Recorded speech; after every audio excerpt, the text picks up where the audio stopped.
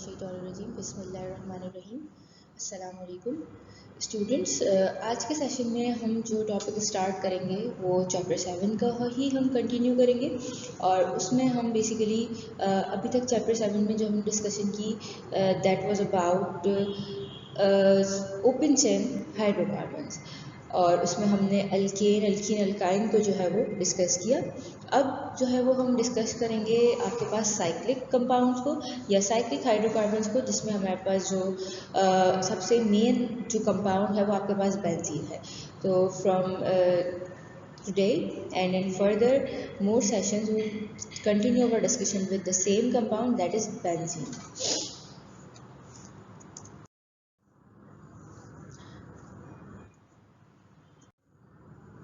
Okay, what is benzene? The molecular formula of benzene is C6H6. Its main sources are petroleum and coal tar. It means कि ये जो compound है benzene आपका वो आपके पास petroleum as well as coal tar दोनों से जो है वो आइसोलेट किया जा सकता है। It is estimated that about 50 kg coal tar contains 0.5 to 1 kilogram benzene. अगर 50 kg कोल टार है तो उसमें आपके पास ऑलमोस्ट 0.5 to 1 kg जो है वो बेंजीन मौजूद होता है। अगर इसको डबल कर दें यानी कि 100 kg कोल टार हो देन 1 to 2 किलोग्राम जो है वो उसमें से बेंजीन आपको मिलेगा। ओके, बेंजीन बेसिकली आपके पास वो फर्स्ट एरोमेटिक कंपाउंड है जो कि आपके पास डिस्कवर हुआ। तो इससे पहले एरोमेटिसिटी का कॉन्सेप्ट जो है वो नहीं था। एरोमेटिसिटी मीन्स आपके पास alternate double and single bonds हों जो कि स्टैटिक कंडीशन में ना हो बल्कि मूवमेंट की कंडीशन में हो, वो रिवॉल्व कर रहे हैं। मतलब शिफ्टिंग जहाँ पर हो कि alternate double and single bond है और वो शिफ्ट हो जाए डबल बॉन्ड सिंगल में और सिंगल बॉन्ड डबल में, इस तरीके से आपके पास ये प्रोसेस कंटिन्यू रहे तो हम कहते हैं कि ये एरोमेटिसिटी यहाँ पर मौजूद है। तो इससे पहले बेंजीन से पहले जो है वो एरोमेटिसिटी का कॉन्सेप्ट जो है वो साइंटिस्ट को नहीं मालूम था और जब बेंजीन की डिस्कवरी से पता चला कि बेसिकली एरोमेटिसिटी क्या होती है और इसके होने की वजह से कंपाउंड्स को क्या प्रॉपर्टीज़ जो है वो मिलती हैं। तो सबसे पहले जो काम हुआ वो बेंजीन के स्ट्रक्चर पर काम हुआ कि बेसिकली इसमें आपके पास कितने कार्बन हैं, कितने हाइड्रोजन है या कोई और एलिमेंट है या नहीं। इसके अलावा जो है उसमें बेसिकली जो एटम जो उनकी अरेंजमेंट क्या है ये सारी डिस्कशन जो है वो पहले हुई, इसके ऊपर स्टडी की गई। अच्छा, सबसे पहले जो चीज़ कोई भी नया कंपाउंड आइसोलेट किया जाता है तो उसके लिए सबसे पहले जो है वो मॉलिक्यूलर एनालिसिस होती है। मतलब मास फाइंड आउट किया जाता है कंपाउंड का एंड देन उससे जो है वो मॉलिक्यूलर फार्मूला जो है वो जनरेट किया जाता है। Mass and then empirical formula and then empirical formula to molecular formula. So, elemental analysis and molecular weight determination showed that benzene had the molecular formula C6H6. Molecular analysis से या elemental analysis से कि elements compound में कौन कौन से मौजूद हैं, ये चीज़ अगर आप find out करें तो it means कि you are analyzing the elements present in a specific compound. किसी भी कंपाउंड में कौन से एलिमेंट्स है वो किन एलिमेंट्स से मिलकर बना है, बेसिकली वो उसकी एलिमेंटल एनालिसिस कहलाते हैं। And then molecular weight determination से पता चलता है कि मास कितना है, जो भी कंपाउंड है उसका मास कितना है। तो उससे ये हमें पता चला था कि जो कंपाउंड बेंजीन है इसमें 6 कार्बन्स और 6 हाइड्रोजन आइटम्स होते हैं। Okay, this indicated that benzene was a highly unsaturated compound. अच्छा, जब C6H6 का मतलब है कि 6 कार्बन आइटम्स हैं जिनके साथ आपके पास 6 ही हाइड्रोजन आइटम्स हैं। अगर आप C6 वाले दूसरे हाइड्रोकार्बन को कंपेयर करें जो कि हेक्सेन है, उसमें आपके पास 6 कार्बन्स के साथ हाइड्रोजन की क्वांटिटी जो है वो ज़्यादा होती है, यानी कि C6H14। 6 कार्बन्स अगर हैं तो अगर उन कार्बन्स के दरम्यान में आपस में सिंगल बॉन्ड है यानी कि वो एक अल्केन है, तो जो हाइड्रोजन्स कार्बन की वैलेंसी उसको फुलफिल करने के लिए अटैच किए जाएंगे उसमें उनकी क्वांटिटी है 14। बट जब हम बेंजीन को उससे कंपेयर करें तो उसमें जो है वो सिर्फ और सिर्फ 6 हाइड्रोजन आइटम्स हैं। तो बाकी की वैलेंसीज जो कार्बन आइटम्स की हैं वो कहाँ सेटिस्फाई हो रही हैं, वो कैसे फुलफिल हो रही हैं। तो उसका एक जो है वो मतलब एक उसका क्लू ये दिया जा सकता है, या गैस ये हो सकता है उस पर, क्या हो सकता है यहाँ पर मल्टीपल डबल और ट्रिपल बॉन्ड्स मौजूद हों, या मल्टीपल डबल बॉन्ड्स हो या मल्टीपल ट्रिपल बॉन्ड्स हो, जिसकी वजह से कार्बन एटम्स की वैलेंसी जो है वो फुलफिल हो रही है। ओके, अच्छा, ये तो बेसिकली सबसे पहला स्टेप था कि कार्बन है और हाइड्रोजन है, कितने कितने हैं, क्वांटिटी क्या है उनकी, ये फाइंड आउट किया गया। उसके अलावा ये एक गैस किया गया कि ये जो स्ट्रक्चर है ये हाईली अनसैचुरेटेड है। उसके बाद अरेंजमेंट देखनी थी बेसिकली कि कार्बन और हाइड्रोजन एटम्स अरेंज किस फॉर्म में हुए हैं इस कंपाउंड के अंदर। तो straight chain structure not possible for benzene. तो पता ये चला कि बेंजीन के लिए बेंजीन को हम स्ट्रेट चेन में, या बेंजीन के जो 6 कार्बन को स्ट्रेट या लीनियर चेन में अटैच नहीं कर सकते। क्यों? Because benzene could be constructed as a straight chain और ring compound having double, triple और both bonds. But benzene did not behave like alkenes or alkynes, that is like unsaturated compounds. Benzene को जो है वो straight chain या ring chain के अंदर arrange करके उसके अंदर डबल और ट्रिपल बॉन्ड्स उसकी वैलेंसी सेटिस्फाई करने के बाद ये देखा गया कि ये जो है वो ना ही अल्कीन्स की तरह बिहेव कर रहा है, ना ही अल्काइंस की तरह बिहेव कर रहा है। ऑल्दो इट इज़ अनसेचुरेटेड, इसमें डबल या ट्रिपल बॉन्ड मौजूद हैं, बट इसके जो रिएक्शंस हैं, जो उसका बिहेवियर है, उसका केमिकल बिहेवियर है, जब इसको दूसरे कंपाउंड्स के साथ रिएक्ट करवाया जा रहा है तो ये उस तरीके के रिएक्शंस नहीं दे रहा जिस तरीके के रिएक्शंस हम एक्सपेक्ट करते हैं कि अल्कीन या अल्काइन देंगे, यानी कि वो कंपाउंड्स देंगे जो कि डबल या ट्रिपल बॉन्ड अपने स्ट्रक्चर्स में रखते हैं। Okay, it did not decolourise bromine in carbon tetrachloride. हम जब स्ट्रेट चेन हाइड्रोकार्बन्स को स्टडी कर रहे थे तो हमने देखा था all those compounds which possess double और triple bond in their structures, वो KMnO4 को जो है वो डीकलराइज कर रहे थे। इसी तरीके से ब्रोमीन का भी एक टेस्ट हमने देखा था कि ब्रोमीन जो है वो KMnO4 बेसिकली पर्पल कलर का था। मैंने आपको बताया था कि जब अगर दो मेरे पास कंटेनर्स हों, एक में अल्केन हो, एक में अल्कीन हो या अल्काइन हो, तो KMnO4 जब हम दोनों में ऐड करेंगे तो KMnO4 का कलर डीकलराइज हो जाएगा उस कंटेनर में जिसमें आपके पास अल्कीन या अल्काइन मौजूद था, अल्कीन या अल्काइन मौजूद था, क्योंकि वहाँ डबल या ट्रिपल बॉन्ड वो पोजेस कर रहे थे और वहाँ पर जो है वो एडिशन रिएक्शन हो रहे थे, ऑक्सीडेशन हो जाती थी। बट अल्केन में क्योंकि डबल बॉन्ड या ट्रिपल बॉन्ड नहीं था, सिंगल बॉन्ड था, तो वहाँ पर KMnO4 के साथ कोई रिएक्शन नहीं हो रहा था। जस्ट लाइक दैट ब्रोमीन जो है वो ब्राउन कलर का होता है, उसका सॉल्यूशन जब सेम प्रोसीजर अगर आप सेम एक्सपेरिमेंट रिपीट करें तो आपके पास रिजल्ट्स क्या आते हैं कि आपके पास जो ब्रोमीन उस कंटेनर में जहाँ पर अल्कीन या अल्काइन मौजूद था, ब्रोमीन का कलर डीकलराइज हो जाता है, बट इन द कंटेनर जिसमें आपके पास अल्केन होगा वहाँ कलर जो है डीकलराइज नहीं होता, यानी कि नो रिएक्शन। अच्छा, ये इक्वेशन है बेंजीन और इसमें आपने ब्रोमीन ऐड करा इन the presence of carbon tetrachloride CCl4, तो कोई रिएक्शन नहीं दिया, जबकि आपके पास अल्कीन या अल्काइन जो है वो ये रिएक्शन देते हैं, पॉजिटिव रिएक्शन आता है। यहाँ नेगेटिव था test. Okay, it did not decolourise cold aqueous potassium permanganate. जो एक्वस सॉल्यूशन था KMnO4 का, जब वो भी ऐड किया जा रहा था बेंजीन में तो उसके कलर पे कोई इफेक्ट नहीं आ रहा था, there was no reaction at all. It did not add water in the presence of acid. इसी तरीके से अल्कीन एंड अल्काइन, हमने इथीन और इथाइन दोनों के हाइड्रेशन रिएक्शंस देखे थे जिसमें आपके पास वाटर की एडिशन हो रही थी इन द प्रेजेंस ऑफ एसिड, जो कि एसिड के साथ कैटेलाइज्ड रिएक्शंस थे। बट बेंजीन जो है वो उनकी तरह बिहेव नहीं कर रहा था, वाटर की एडिशन या हाइड्रेशन बेंजीन में नहीं हो रही थी। नो रिएक्शन, H2O के साथ H पॉजिटिव यहाँ एरो पे लिखा हुआ है, it means it is an acid catalysed reaction, so यहाँ पर देयर वाज नो रिएक्शन।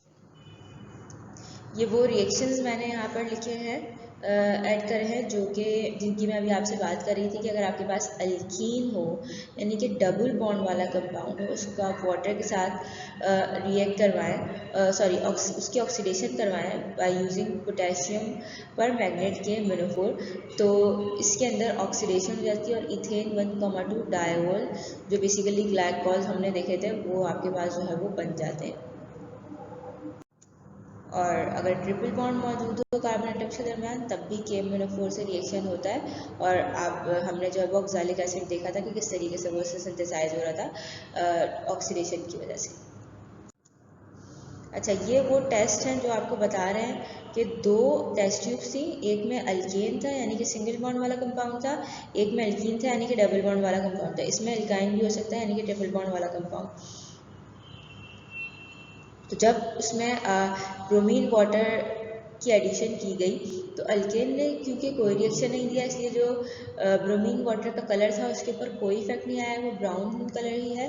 जबकि अल्कीन जो कि डबल बॉन्डेड कंपाउंड होते हैं या अल्काइन जो कि ट्रिपल बॉन्ड रखते हैं अपने स्ट्रक्चर्स में, अगर आप उनको उनमें ब्रोमीन वाटर ऐड करेंगे तो उसका कलर जो है वो डीकलराइज हो जाएगा, डिसअपियर हो जाएगा। KMnO4 के लिए जो हमने का टेस्ट जो है वो बायर्स टेस्ट कहलाता है। बायर्स टेस्ट में भी आपने ये क्या किया है कि आपके पास जो है वो एक टेस्ट ट्यूब में सिंगल बॉन्ड वाला कंपाउंड है, एक में आपके पास सिंगल बॉन्ड वाला ये नीचे वाला है जिसमें, एक में आपके पास डबल और ट्रिपल बॉन्ड वाले कंपाउंड मौजूद है। जब आप उसमें KMnO4 ऐड कर रहे हैं जो कि बेसिकली पर्पल कलर का है, तो आपके पास जो है वो इसका कलर डिसअपेयर हो रहा है। इट मीन्स कि यहाँ पे KMnO4 ने रिएक्शन करा है और वो रिएक्शन कहाँ हुआ है, डबल या ट्रिपल बॉन्ड जो भी होगा उसके ऊपर, तो कलर यहाँ डीकलराइज हो गया। जबकि KMnO4 जब अल्केन यानी कि सिंगल बॉन्ड रखने वाले कंपाउंड के साथ के अंदर ऐड किया जाएगा तो उसके कलर पर कोई इफेक्ट नहीं आएगा। तो ये एक नेगेटिव टेस्ट है बेसिकली। ये KMnO4 सॉलिड फॉर्म में है, इसका एक सॉल्यूशन है, या बेसिकली ये दिखाया जा रहा है कि वाटर में ये किस तरीके से डिजॉल्व होगा। इसका कलर बेसिकली ये पॉजिटिव टेस्ट है जिसमें कलर डिसअपेयर हो गया, ये नेगेटिव टेस्ट है जिसमें कलर डिसअपेयर नहीं हुआ। इट मीन्स कि इस टेस्ट ट्यूब में वो कंपाउंड लिया गया होगा जिसमें डबल या ट्रिपल बॉन्ड होगा और इसमें वो कंपाउंड मौजूद होगा जो कि आपके पास सिंगल बॉन्ड रखेगा कार्बन एटम्स के दरमियान। Okay, evidence of cyclic structure. Benzene is a cyclic compound or a ringed structure. ये कैसे मालूम हुआ? हमारे पास कुछ एविडेंसेस हैं जिनसे हमें पता चलता है कि बेंजीन जो है वो एक cyclic compound. Substitution of benzene reacted with bromine in presence of ferric bromide catalyst to form monobromobenzene. अच्छा, ब्रोमीन से जो है वो बेंजीन ने रिएक्शन करा, लेकिन वो कंडीशन में नहीं करा जो कि हम नॉर्मली अल्कीन्स और अल्काइंस को प्रोवाइड करते हैं फॉर द ब्रोमिनेशन। आप ब्रोमिनेशन करवाने के लिए, एडिशन ऑफ ब्रोमीन करवाने के लिए जो कंडीशंस अल्कीन और अल्काइन को प्रोवाइड करते हैं वो कंडीशंस में तो बेंजीन रिएक्शन नहीं दे रहा था। बट कैटलिस्ट चेंज करने पे FeBr3 फेरिक ब्रोमाइड और फेरिक ट्राइब्रोमाइड बेसिकली जब एज अ कैटलिस्ट यूज़ किया गया और ब्रोमीन की एडिशन करवाई गई तो जो प्रोडक्ट मिला वो आपके पास था मोनोब्रोमोबेंजीन। मोनो मीन्स सिंगल वन, तो एक ब्रोमीन एटम जो है वो आपके पास जाकर बेंजीन पर अटैच हुआ like C6H6Br2 FeBr3 as a catalyst. तो एक हाइड्रोजन रिप्लेस हुआ और उसकी जगह पर ब्रोमीन आया और HBr फॉर्म हुआ, जो एक Br और H यहाँ से रिमूव हुआ था उससे हाइड्रोजन ब्रोमाइड बन गया। अच्छा, अब ये जो है ये सब्स्टिट्यूशन रिएक्शन हुआ है, मतलब एक हाइड्रोजन रिमूव हुआ उसकी प्लेस पर ब्रोमीन आ गया, एडिशन नहीं हुई कि आपके पास कोई भी चीज़ यहाँ से रिमूव ना होती बल्कि नई चीज़ आकर, नया एटम आकर यहाँ ऐड हो गया था। तो ऐसे रिएक्शंस को सब्स्टिट्यूशन रिएक्शंस कहते हैं। जबकि सब्स्टिट्यूशन रिएक्शंस जो है वो आपके पास सिंगल बॉन्ड वाले कंपाउंड देते हैं यानी कि अल्कीन, जबकि alkene and alkyne mostly addition reactions के थ्रू जो है वो रिएक्शन में पार्टिसिपेट करते हैं। The fact that only one monobromo and no isomeric products were obtained indicated that all 6 hydrogen atoms in benzene were identical. यहाँ से जो चीज़ पता चली वो ये थी कि जब ब्रोमीन की एडिशन करवाई गई इन the presence of catalyst ferric bromide, तो सिर्फ और सिर्फ एक Br जो है वो आपके पास अटैच हुआ बेंजीन पर। तो यहाँ से ये पता चला कि सिर्फ और सिर्फ एक प्रोडक्ट मिलने का मतलब ये है कि जो 6 कार्बन एटम्स हैं ब्रोमीन के अंदर वो तमाम एक जैसे हैं, वो इक्विवेलेंट है, आइडेंटिकल है बिल्कुल, जिसकी वजह से रिएक्शन सिर्फ एक ही जगह पर हो रहा है। यानी कि ये जो कार्बन एटम्स हैं इस तरह से मौजूद है स्ट्रक्चर में कि सब जो है वो आइडेंटिकल है, यानी कि एक कार्बन के साथ एक हाइड्रोजन अटैच्ड है। हाइड्रोजन इसके साथ, इसके साथ, इसके साथ,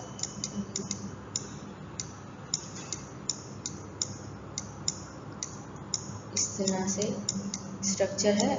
अगर इसको देखें तो यहाँ से हमें ये नज़र आ रहा है कि जो तमाम इसमें जो कार्बन एटम्स मौजूद है 6, वो बिल्कुल एक जैसे, बिकॉज हर एक के साथ जो है वो एक हाइड्रोजन है, तो ये आइडेंटिकल है। तो बी आर जो है वो किसी एक ही को रिप्लेस करेगा, क्योंकि तमाम एक जैसे, अगर डिफरेंट होते तो डिफरेंट साइड्स पर रिएक्शन पॉसिबल था। सो इस रिएक्शन से ये एविडेंस मिला कि जो बेंजीन है वो एक रिंग स्ट्रक्चर है, साइक्लिक कंपाउंड है। अगर ओपन चेन स्ट्रक्चर होता तो फिर ये पॉसिबिलिटी नहीं थी, बिकॉज कॉर्नर्स वाले कार्बन्स मिडल वाले कार्बन से डिफरेंट हो जाते हैं। लाइक दिस, अगर हम इसको ड्रॉ करें तो अगर हम हर एक कार्बन के साथ एक हाइड्रोजन अटैच भी कर दें यहाँ पर, और फिर जब उसकी वैलेंसीज को, कार्बन की वैलेंसीज को फुलफिल करने की कोशिश करें, तो आपके पास एक आइडेंटिकल स्ट्रक्चर नहीं फॉर्म होगा। You can try this. तो आप इसको ट्राई कर सकते हैं कि अगर आपने स्ट्रेट चेन या लीनियर चेन में इसको ड्रॉ करा और फिर कोशिश करी कि इसके स्ट्रक्चर को बैलेंस स्ट्रक्चर बनाए, मतलब स्टेबल स्ट्रक्चर बनाए, कि हर कार्बन के साथ एक हाइड्रोजन है, या आप अपनी मर्जी से जिस तरह भी इसको अरेंज करने की कोशिश करें, तो 6 हाइड्रोजन को के साथ, तो पॉसिबिलिटी नहीं है कि हर कार्बन इक्विवेलेंट हो। तो इस एक प्रोडक्ट मिलने का, यानी कि मोनो सब्स्टिट्यूटेड प्रोडक्ट मिलने का, मोनो सब्स्टिट्यूटेड मीन्स कि जिसमें सिर्फ एक सब्स्टिट्यूशन हुई हो, एक रिप्लेसमेंट हुई हो, तो वो सिर्फ उसी कंडीशन में पॉसिबल है जबकि ये आपके पास साइक्लिक स्ट्रक्चर हो। All the carbons must be identical for that case. Addition of hydrogen जब करवाई गई तो क्या पता चला कि जो बेंजीन है वो आपके पास जो है वो 6 हाइड्रोजन आइटम्स को अपने ऊपर ऐड कर रहा था, तो जिससे पता ये चला कि cyclic structure of benzene also showed the presence of 3 carbon double bonds, carbon double bonds। यहाँ ये पता चला कि बेसिकली हर कार्बन जो है वो एक डबल बॉन्ड जो है वो फॉर्म कर रहा है, तो मतलब टोटल 3 डबल बॉन्ड्स हैं, जिसकी वजह से जो है वो आपके पास हर एक पर से जो है वो, अगर आप देखें तो ये इस तरह से कुछ था। 6 कार्बन आइटम्स अगर हम ड्रॉ करें तो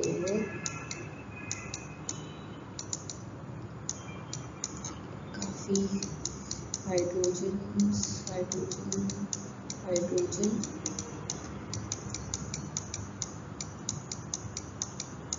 अच्छा अगर हम देखें तो कुछ ये साइंटिस्ट ने गैस किया कि ये डबल बॉन्ड है, ऑल्टरनेट यहाँ पर सिंगल एंड डबल बॉन्ड। तो जब एडिशन हम करवाएंगे हाइड्रोजन्स की तो हर डबल बॉन्ड जो है वो ब्रेक हो जाएगा। एज अ रिजल्ट अब कार्बन के पास जब इसका डबल बॉन्ड यहाँ ब्रेक हो रहा है तो एक वैलेंसी हर कार्बन की जो है वो वेकेंट हो जाएगी और टोटल 6 हाइड्रोजन आकर यहाँ पर ऐड हो जाएंगे, जिसकी वजह से बेसिकली यहाँ से ये प्रूव हुआ कि ये अरेंजमेंट कुछ डबल बॉन्ड्स इस तरह से मौजूद है कार्बन इसके दरमियान। Okay, Kekulé structure of benzene. Kekulé structure of benzene जो है वो क्या है?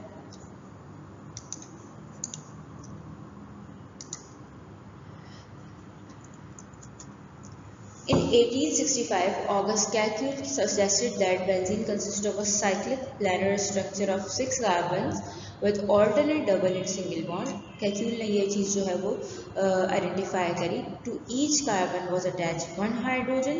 हर कार्बन से एक हाइड्रोजन अटैच था।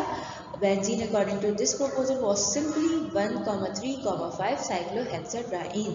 अगर हम इसको IUPAC नेमिंग सिस्टम के अकॉर्डिंग नेमिंग करें तो आपके पास इसको अगर हम फर्स्ट कार्बन सपोज करें 1 2 3 4 5 1 2 3 4 5 6 कार्बन, तो डबल बॉन्ड्स 1 3 एंड 5 यानी कि 5th कार्बन पर मौजूद है, तो ये साइक्लो और 6 के लिए हेक्सा, 6 कार्बन के लिए हेक्सा, ट्राई मीन्स 3, ईन मीन्स डबल बॉन्ड। तो इस तरीके से इसका IUPAC नेम होता है। 6 कार्बन्स हेक्सेस के लिए यूज करा है। ट्राई ई 1 2 3 ट्राई डबल बॉन्ड 3 और 1 फर्स्ट कार्बन इसको सपोज करा है और क्लॉकवाइज इसकी जो है वो नंबरिंग की गई है 1 2 3 4 5 6। तो डबल बॉन्ड की पोजीशन हम कैसे बताते हैं, जो दो कार्बन एटम से में डबल बॉन्ड होता है तो लीस्ट जो नंबर होता है कार्बन का उससे आप डबल बॉन्ड की पोजीशन को इंडिकेट करते हैं। Okay, but there were some objections on Kekule's structure. क्या पहला ऑब्जेक्शन क्या था, पहला क्या उसमें क्वेश्चन रेज हुआ, if Kekule structure was correct, there should exist two ortho isomers of dibromobenzene. In one isomer, the two bromine atoms should be on carbon that are connected by a single bond. In the other isomer, the bromine should be on carbon connected by double bond. In fact, only one ortho dibromobenzene could be prepared. Benzene के question structure में जो question raise हुआ वो ये था कि जब benzene की सब्स्टिट्यूशन करवाई जा रही है तो डायब्रोमोबेंजीन जो है वो मिलना चाहिए और इस तरह से मिलना चाहिए कि वो आइसोमर्स हो, मतलब same molecular formula but structure arrangement different हो। तो स्ट्रक्चर अगर आप इन दो कंपाउंड्स का देखें तो ये डिफरेंट है। यहाँ पर जो ब्रोमीन आइटम्स हैं दोनों ब्रोमीन आइटम्स ये उन कार्बन्स के ऊपर अटैच्ड हैं जिनके दरमियान में सिंगल बॉन्ड मौजूद है। और इस वाले स्ट्रक्चर में अगर आप देखें तो ये जो ब्रोमीन आइटम्स हैं ये उन दो कार्बन्स पर अटैच्ड हैं जिनके दरमियान डबल बॉन्ड मौजूद है। तो यहाँ पर जो मॉलिक्यूलर फार्मूला है वो एग्जैक्टली सेम है but the structure of both the compounds is different. So basically question ये था कि भाई बेंजीन जो है वो आपके पास आइसोमेरिक प्रोडक्ट्स दे क्यों नहीं देते अगर ये स्ट्रक्चर है तो। ओके, तो इस मिस्ट्री को कि ये ऐसा क्यों हो रहा है कि alternate double and single bonds तो हैं लेकिन जो है प्रोडक्ट आइसोमेरिक फॉर्म नहीं मिल रही, तो केक्यूल ने सॉल्व किया उसको एक ही हैड अ ड्रीम जिसके अंदर उसने क्या चीज़ फाइंड आउट करी। उसका ड्रीम कुछ इस तरह से वो रिपोर्ट करता है, atoms were gambling before my eyes twisting and twinning in snake-like motion, but look, one of the snake had seized its own tail. मतलब कि स्नेक थे, उसको ड्रीम ऐसा कुछ आया कि स्नेक ने जो है वो अपनी ही टेल जो है वो उसको खा रहा है, तो अब ये क्या होगा कि ये गोल इस तरह से घूमता रहेगा। तो उसने उससे क्लू ये लिया कि भाई ये जो डबल बॉन्ड्स हैं बेंजीन के स्ट्रक्चर में ये भी हो सकता है मूवमेंट की कंडीशन में हो, ये स्टैटिक ना हो। जिस तरह वो स्नेक स्टैटिक नहीं था, घूम रहा था, इसी तरह से पॉसिबिलिटी है कि ये डबल बॉन्ड्स भी ऑल्टरनेट जो मौजूद हैं ये मूव कर स्टैटिक ना हो।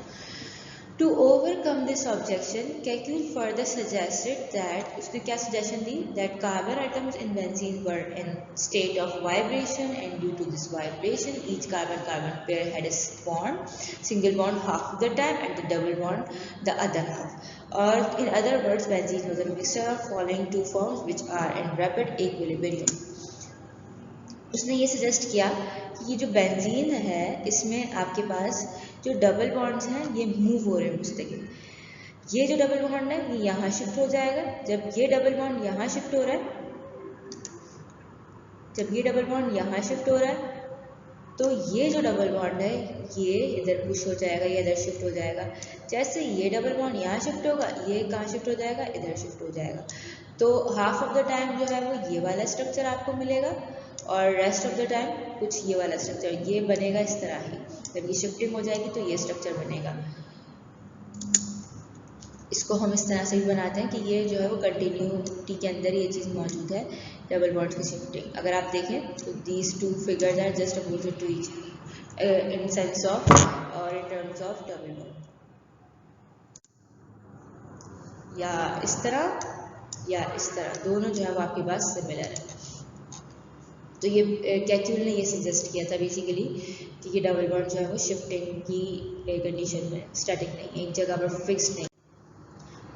What was the other objection? Kekule's Kekule structure failed to explain why benzene with 3 double bonds did not give addition reactions like other alkenes. Kekulé ये नहीं बता सके कि बेसिकली जो बेंजीन है इसमें आपके पास 3 डबल बॉन्ड्स मौजूद हैं, लेकिन वो फिर भी जो है वो एडिशन रिएक्शन नहीं दे रहा, लाइक अल्कीन्स ऐसा नहीं है। बेंजीन एडिशन रिएक्शन भी देता है, वो हम इंशाल्लाह आगे देखेंगे, बट अंडर अनफेवरेबल कंडीशन, मतलब उसको डेलिबरेटली उसके एडिशन रिएक्शंस करवाए जाते हैं। नॉर्मली वो जो है वो अंडर नॉर्मल कंडीशंस या फेवरेबल कंडीशंस में वो एडिशन नहीं देता, सब्स्टिट्यूशन रिएक्शन ही देता है। उसके रीज़न भी हम इंशाल्लाह नेक्स्ट सेशन में आपके साथ डिस्कस करेंगे कि भाई ऐसा क्यों हो रहा है, या ये जो कैक्यूल का सेकंड ऑब्जेक्शन उसके स्ट्रक्चर पर रेज हुआ था, इसके पीछे क्या केमिस्ट्री इन्वॉल्व है, इसके पीछे क्या चीज़ें ऐसी हैं जो ऐसा हो रहा था कि बेंजीन जो है वो although it has 3 double bonds but still it behaves like unsaturated hydrocarbon instead of unsaturated hydrocarbons. Okay, so what is resonance description of benzene? Resonance description क्या है? सिंपली आपसे एग्जाम में शॉर्ट में जो पूछ लेते हैं, the phenomenon in which two or more structure can be written for a substance which involve identical position of atoms is called resonance. यहाँ पर आपके पास बेसिकली किसी भी एक कंपाउंड के लिए आप उसके डिफरेंट स्ट्रक्चर्स लिख सकें जो कि आइडेंटिकल होते हैं, तो वो आपके पास जो है वो आइडेंटिकल इन द सेंस कि एटम्स की पोजीशंस के हवाले से वो एक जैसे होंगे, सिमिलर होंगे, तो उनको आप रेजोनेंस स्ट्रक्चर कहते हैं। तो ये आपके पास सिंपल कैक्यूल स्ट्रक्चर है, इसके अंदर आपके पास जो है वो सेम कार्बन आइटम्स या हाइड्रोजन आइटम्स जो इसके अंदर मौजूद हैं उनकी पोजीशन में कोई डिफरेंस नहीं है, सिर्फ और सिर्फ जो है वो डबल और ट्रिपल बॉन्ड की शिफ्टिंग है। और आप इसकी इन दोनों को इस तरह भी ड्रॉ कर सकते हैं कि आप एक सर्कल से बीच में बना दें, तो इट मीन्स कि जो डबल बॉन्ड्स हैं ये मूवमेंट की कंडीशन है। Resonance structure of benzene still यही वही बात की है, यहाँ शिफ्ट हो रहा है ये इधर और इधर, जिसकी वजह से जो स्ट्रक्चर है वो इन दोनों के दरम्यान में इक्विलिब्रियम होगा, या ये दोनों ट्रांजिशन मौजूद होंगी at the same time. Basically अगर हम देखें बेंजीन के स्ट्रक्चर को, तो डबल बॉन्ड्स पर रिएक्शन क्यों नहीं होता, उसकी एक रीज़न ये है कि आने वाली, क्योंकि ये डबल बॉन्ड्स जो है वो मुस्तकिल शिफ्ट हो, तो आने वाली स्पीशी डिसाइड नहीं कर पाती कि उसने अटैक कहाँ पर करना है।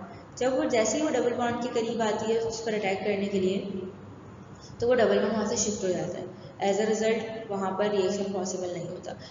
जबकि जो कार्बन हाइड्रोजन बॉन्ड्स हैं वो फिक्स्ड है अपनी जगह, तो आने वाली स्पीशी को डिसाइड करने में प्रॉब्लम नहीं होती और वो उनके ऊपर अटैक करके इजीली वहाँ से रिप्लेस उनको करवा सकता है हाइड्रोजन आइटम्स को।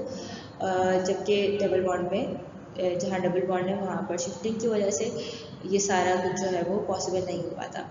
बेसिकली बेंजीन जो है उसकी स्टेबिलिटी जब तक उसके अंदर एरोमेटिक कैरेक्टर मौजूद है, यानी कि alternate double and single bond, तब तक वो स्टेबल है। जैसे ही ये डबल बॉन्ड ख़त्म होंगे, इनमें से कोई एक डबल बॉन्ड ब्रेक होगा तो एरोमेटिसिटी जो है वो पॉसिबल नहीं है, वो जो मूवमेंट की कंडीशन है वो स्टॉप हो जाएगी किसी भी एक डबल बॉन्ड के ब्रेक हो जाने की वजह से।